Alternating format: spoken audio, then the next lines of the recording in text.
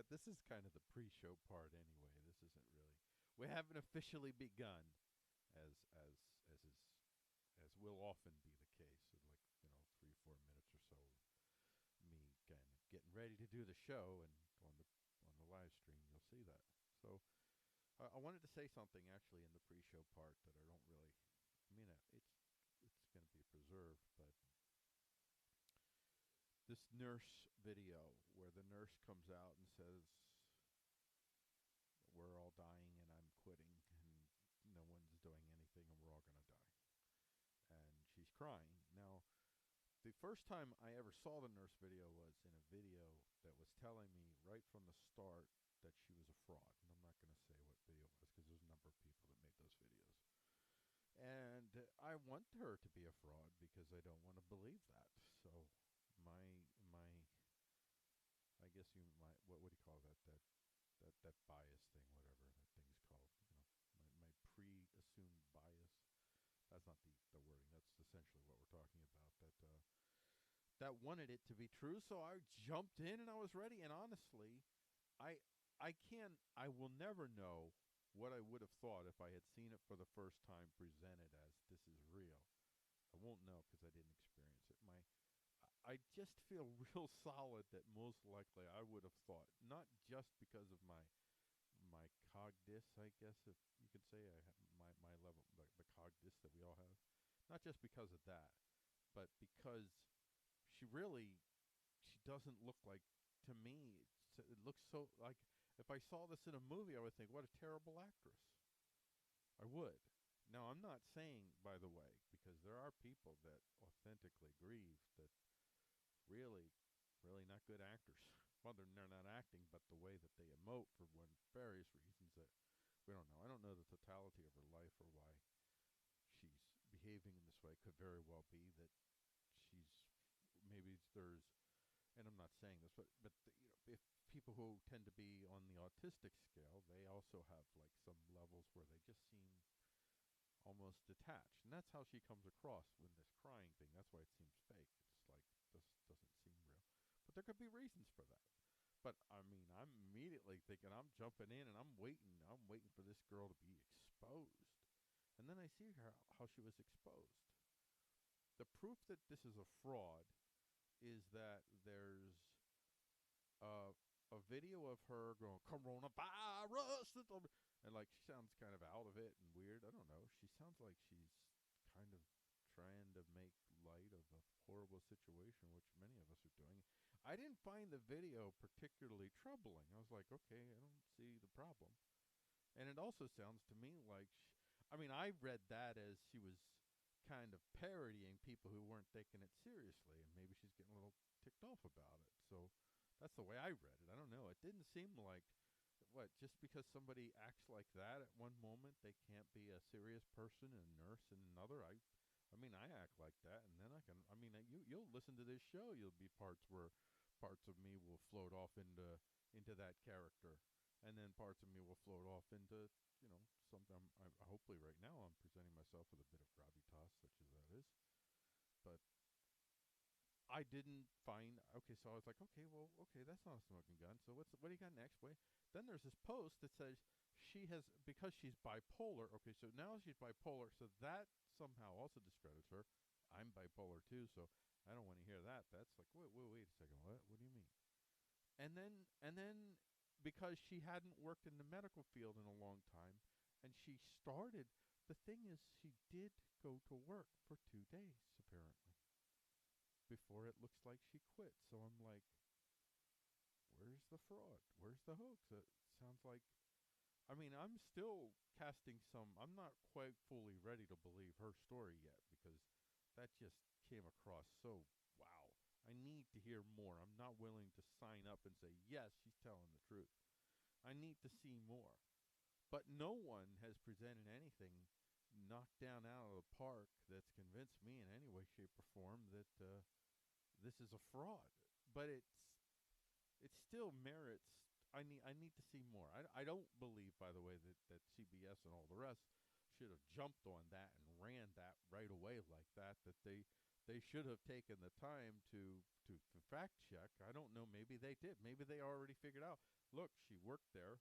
I mean, honestly, though, maybe it's not even, I mean, I know they want these stories. They look for these stories. Their narrative pushing is entirely self-serving, and well, they're self-serving of their particular factions. It has nothing whatsoever to do with the health and well-being of any of us human beings in any kind of significant aggregates. So there's a very, very tiny aggregate. So I'm not, screw CBS and all the rest. I don't trust any of them. Any of them. Those are foreign interests to me within our sovereign land. That's how I view them. I view them as traitors. But still, I still hold to the principle that I personally, I not that I don't, and I don't have exceptions, but on the main, I strive towards greater and greater consensuality in the exchange. And there's no consensual exchange going on here. This is deceit that's being used. And this is how I see the people that are now, because it, like for me, it fits my narrative. It fits my narrative for her to be to be a fraud. It fits one of my narratives, but fundamentally, if putting her in that place without, such as we can know it, truth,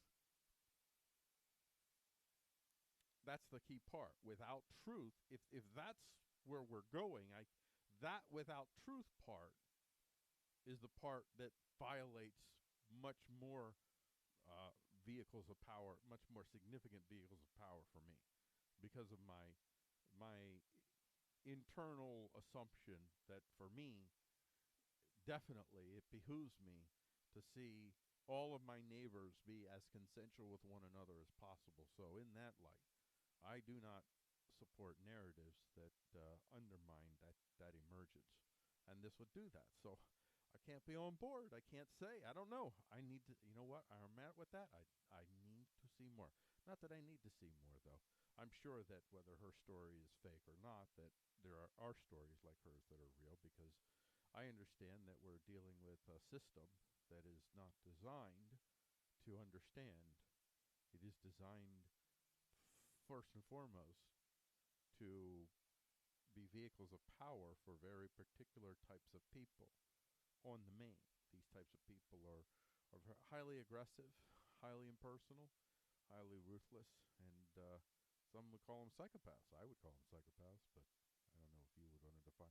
I wouldn't say they're clinically psychopaths, but they're in the family. They're in the family.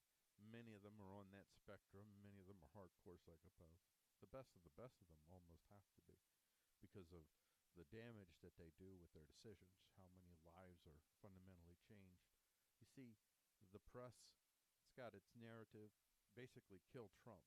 That's the narrative. Kill Trump. Stop Trump. Get him out now, now, now, now, now, now. He must be out now, now, now. That's the push, no matter what. Middle of a pandemic, get him out now. That's all that matters, is getting him out. All that matters is and then we can use this opportunity to redesign everything. Everything. We can fundamentally cut out significant portions of the country, and we can act in very coercive ways to force our moral constructs, basically our vehicles of power on them, because if our vehicles of power are superimposed on them, dude, we're always going to be the apex predators in that system. I mean, that's all of human history. That's all it is. If you want me, I know a lot about human history. I'm not saying I'm a scholar, but I know a lot, at least at surface levels.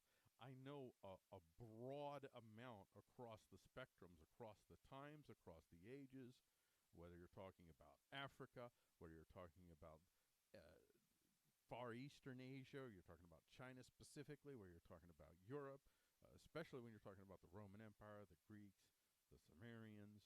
When you're talking, well, there's a number of periods that I'm particularly fascinated with that I know a little bit more than surface levels on. But I have a broad sense of human history, even prehistory, broad sense. And I could tell you that all of human history sounds just like it is today.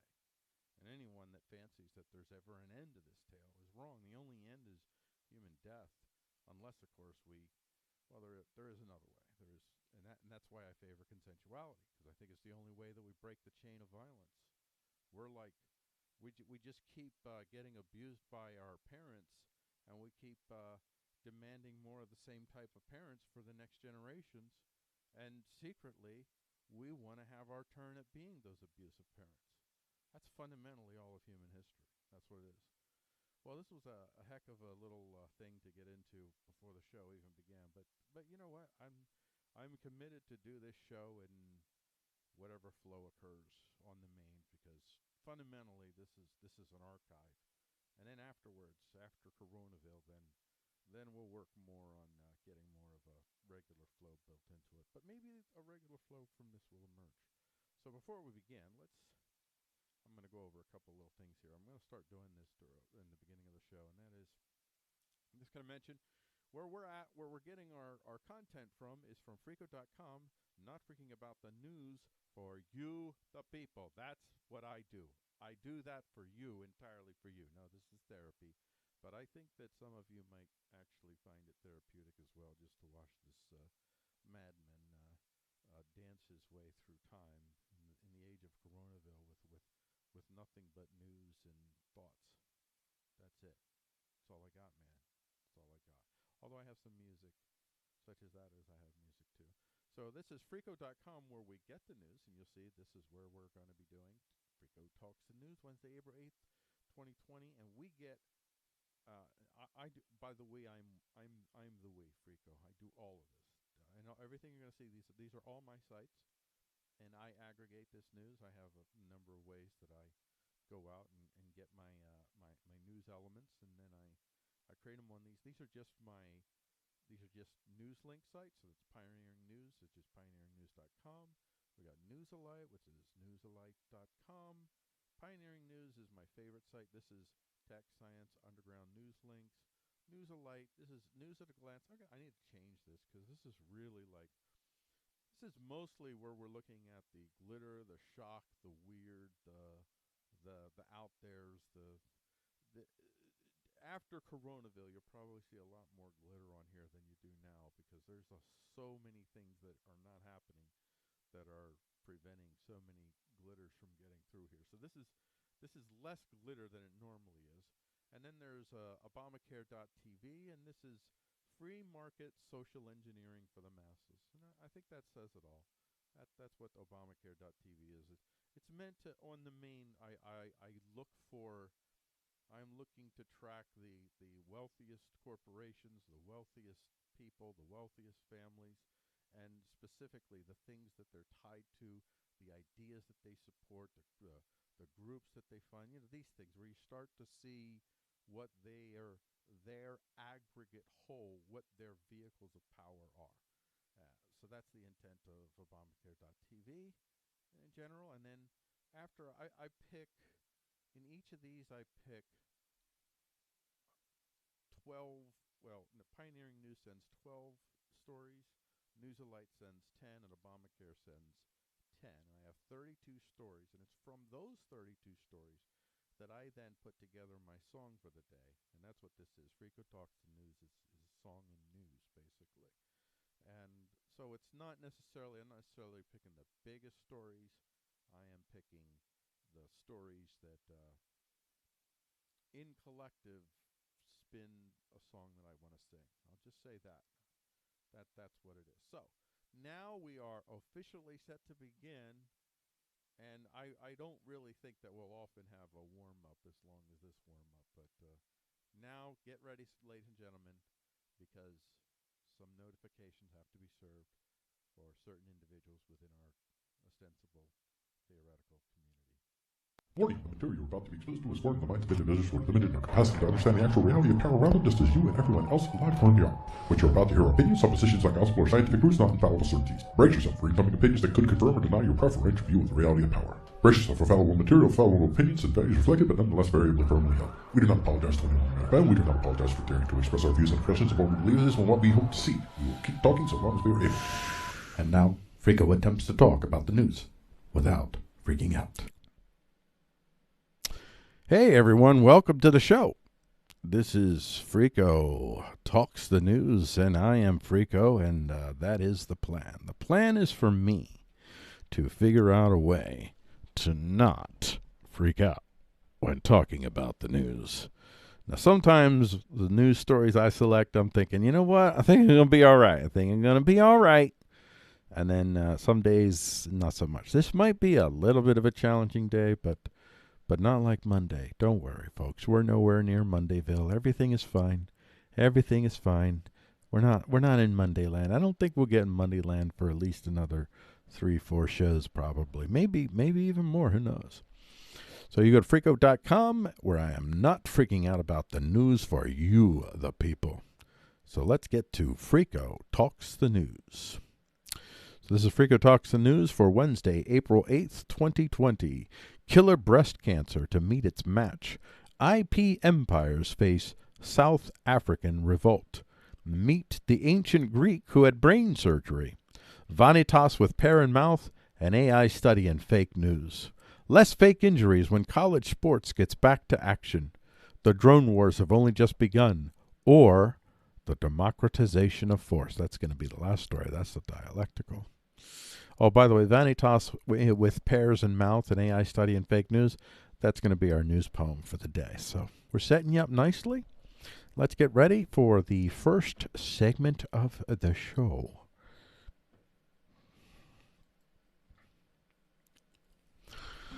This is Talk Headlines for Freeqo Talks the News for Wednesday, April 8th, 2020.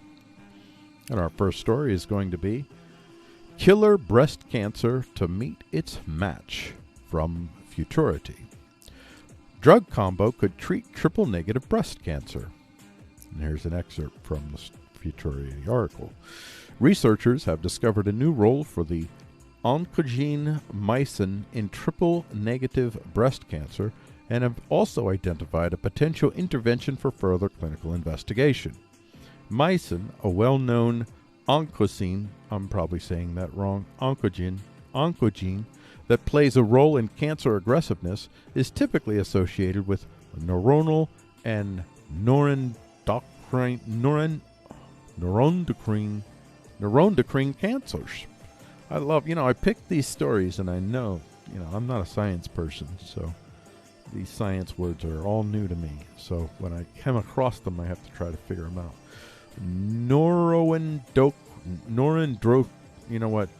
Cancers.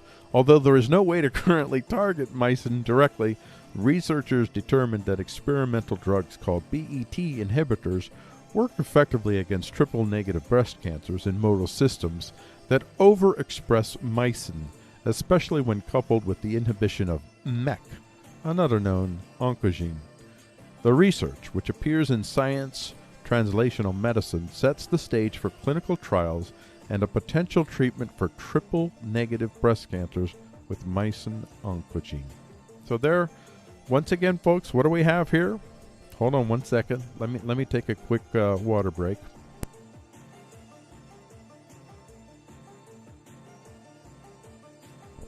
I knew today was going to be a challenging show because I've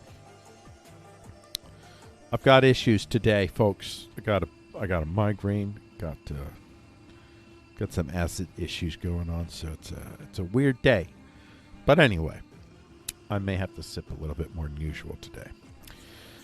Although there is so while we're doing this, while we're in the middle of coronavirus, stuff is still moving. It's not everything is shut down. People still doing it. They're still doing it. They're still humping it, man.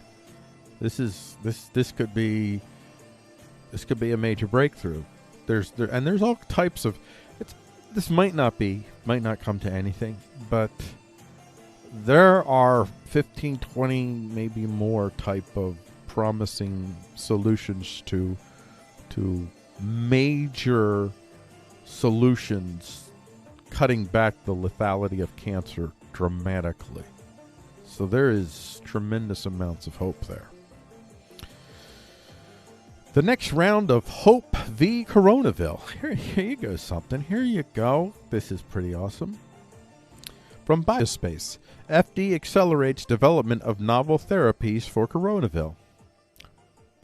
Excerpt. The U.S. Food and Drug Administration has taken an all-hands-on-deck approach Oh, this is did I say from Biosphere? I want to make sure I did. If I didn't, the U.S. Food and Drug Administration has taken an all hands on deck approach across public, academic, and private sectors to combat the coronavirus pandemic. The new program is designed to expedite the development of potentially safe and effective life-saving treatments.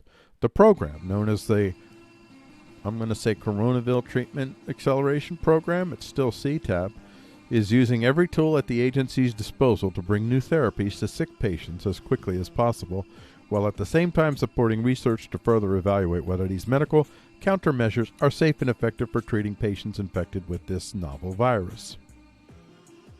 The FDA is announcing a new comprehensive... You know what? I'm just going to say it. It's been around for a couple of weeks, and it's been a long couple of weeks. I mean, I'm being a bit the opposite of hyperbolic, I think, just a couple of weeks. But it's been a couple of weeks that has felt like 50 years, so... it's no longer novel. Just stop calling it that. I mean, I know it's scientific. I'm just saying. Let's just stop that. I'm not gonna say that anymore. Okay, I refuse to use the word novel in connection with coronavirus anymore. That is over. We're done with novel now. So as the FDA is announcing a new comprehensive public-private approach to bring coronavirus treatments to market as fast as possible. As part of this news program, the FDA is cutting red tape, redeploying staff, and working day and night to review requests from companies, scientists, and doctors who are working toward therapies. And then there's this thank you for the awesomeness of everyone who's awesome. What, you don't like me? You don't like me? If you don't like me, dude, that's a problem. That's what our leaders, that's what they say. Donnie's not the only one that says that, though. They all say it now. You're just... I don't know what happened to them. What the heck happened to them? Well, y'all voted for him. I have not voted in 3 elections, so the last 3 elections. So I am now unofficially unregistered to vote, and I will be staying that way.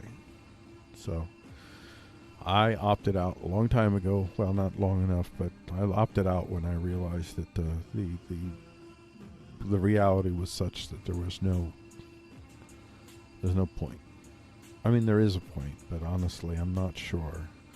In some ways, maybe getting Hillary could have been better, because I think Hillary would have crashed and burned this thing like way before we ever got to coronavirus. So maybe by the time we got coronavirus, after we kicked the crap out of each other for a little bit, we would have been coming back together, and we would have been able to deal with this more, because Donnie has not brought the country together. Now, I don't know that he could have. I don't know that anyone outside of this very increasingly rigorous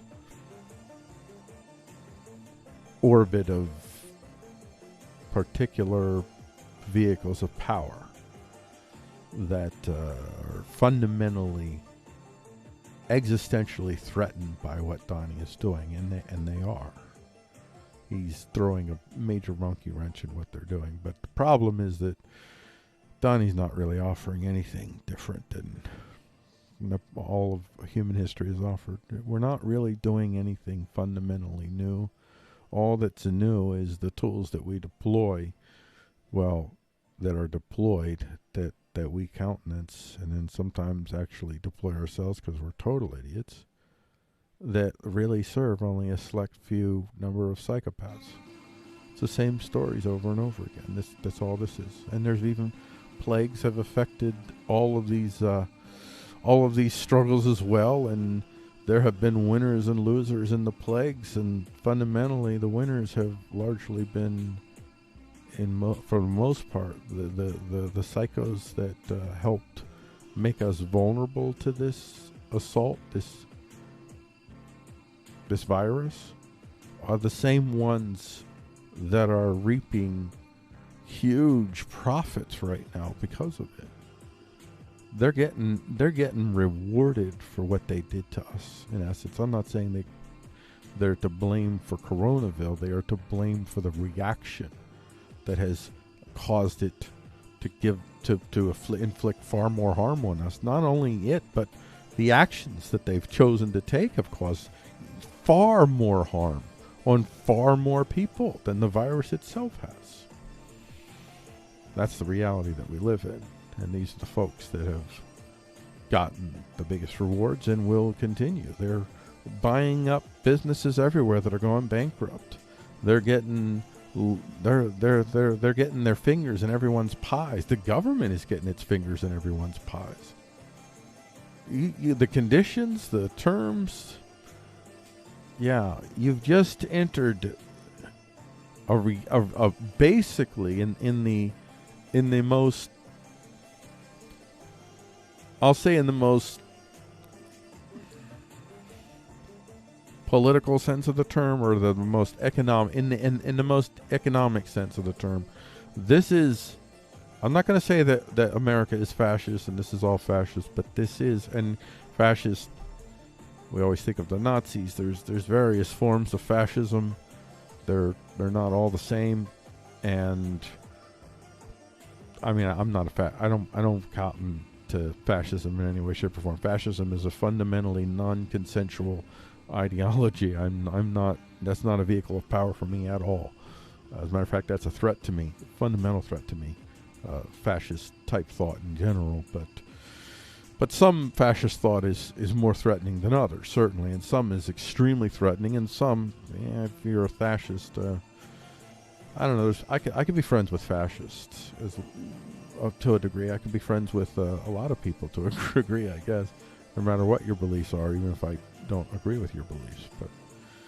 But fascism, in the sense that you have an economy that is de facto run by the government. The government doesn't own the means of production, but it fundamentally sets the terms for that production.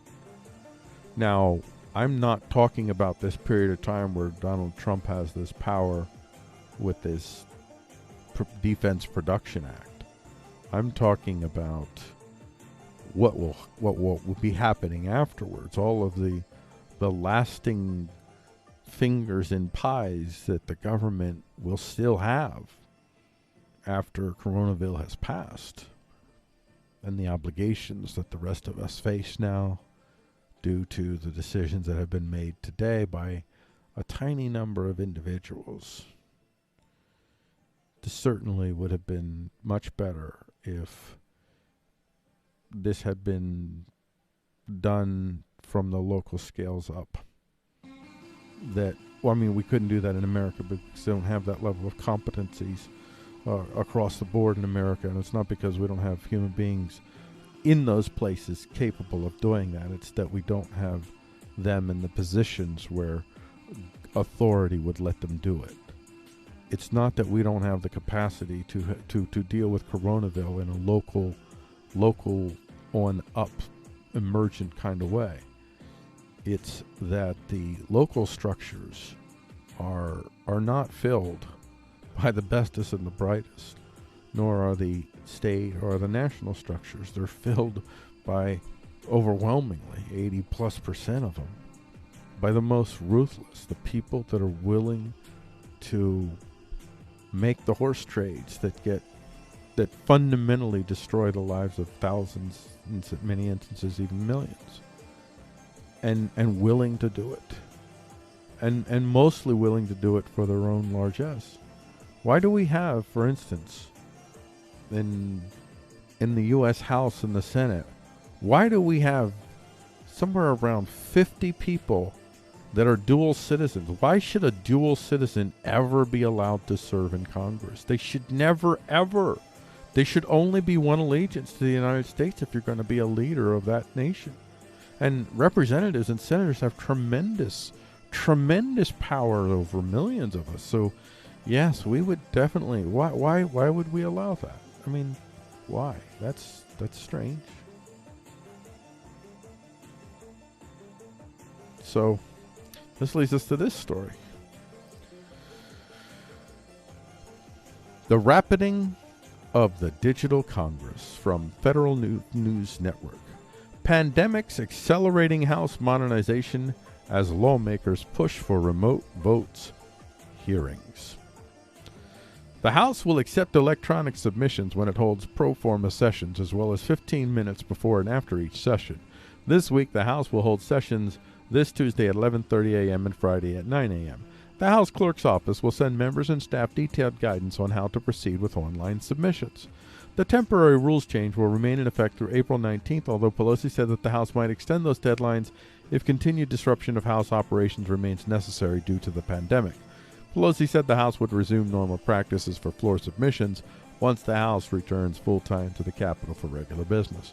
More significantly, however, the temporary rules change could mark a turning point in the case good government groups have built for allowing the House and Senate to vote remotely during the coronavirus pandemic. And then, they're going to push for this. Senator Ben Cardin, that it remains unclear how the House and Senate would go on with business as usual, so there's going to be this push. And it's honestly, it's a long time coming. It's very practical. The reason that people don't want it is very simple. The powers that be that control the Congress, it's always, I think I've said this, I'll probably say this multiple times, the who's zooming whom question is always the one that is more often than not. In the case of, we're talking about the state, which derives its legitimacy from its alleged adherence to the Bill of Rights. That is the ultimate legitimacy of state power in America. And I would wager that at a core level that most Americans don't understand but will and do when push comes to shove is it's the Bill of Rights. This is the Bill of Rights that people always appeal to. That's why you say we live in a free land, because of the Bill of Rights, because of the assumptions that the Bill of Rights builds into us, the entitlement of self-direction that the Bill of Rights creates in human beings. All the more if and when they see the government actually restraining itself because of the Bill of Rights alone. And that has happened. Plenty of times it has not, of course. But this is fundamentally who Americans are. This is all that Americans fundamentally have left, is this Bill of Rights. And they need not congregate in one central hall of power that requires them all to live in one area all together. It is much better if they can actually only have to come maybe 3 or 4 times for maybe a week period of time, 3 or 4 times a year. And everything else they can do remotely. Anything that they have to do top secret, people that are doing top secret stuff, they probably have to go to DC to do that. But anything outside of that can be done. You don't need, you're supposed to have open hearings for the most part anyway, so a lot of your business it's out there anyway, so there's no security issues. The only thing, you can't really fake a vote, because if the vote comes in and Senator Klugman notes that it says that he voted yes, and he can stand up and say, no, I specifically voted no, then okay, then he can override it and say no. So there's no worry about vote tampering. They just don't want to have to live amongst the hoi polloi. Alexandria Ocasio-Cortez would much rather live in D.C. than in Brooklyn. Come on. She's got a much sweeter gig in D.C. Most of them do. She's not alone. That's where all the power... It's so much easier for the major corporations, the major special interests. There's corporations, there's special interests. They're both equally thuggery, in my opinion. For them to be able to more easily influence and intermingle with. And they go back and forth now. You're one day you're a regulator, the next day you're a reporter, the next day you're a senator. It's kind of like that. That may be a bit over the top exaggeration, but it's kind of like that. They all swim in the same circles, and that's why at this point the state and the corporo state, they're almost indistinguishable, and what you see from them is more a reflection of their particular core faction of power, which is a handful of billionaires. Of the billionaire of billionaires, they are the ones fundamentally that, and when I say billionaires, I don't just mean individuals, I mean the families.